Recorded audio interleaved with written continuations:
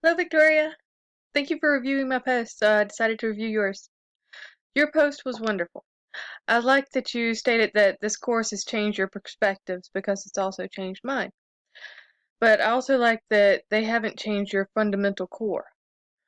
I agree that humanity was given such wonderful gifts from God. I really enjoyed that you tied a lot of your video back to the Bible. I have never looked at entrepreneurship as a mission field. That really blew my mind. I thought about other entrepreneurs around the world when you said that. Your post brought me back to how Rockefeller was so charitable. Rockefeller is a great choice for an entrepreneur that was a great Christian. Nobody is perfect, though.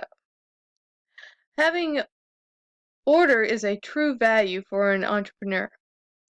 The Federal Reserve was an important part of the American economy. I do fear that since we have deviated from the gold standard, there may come a time that the United States may regret it.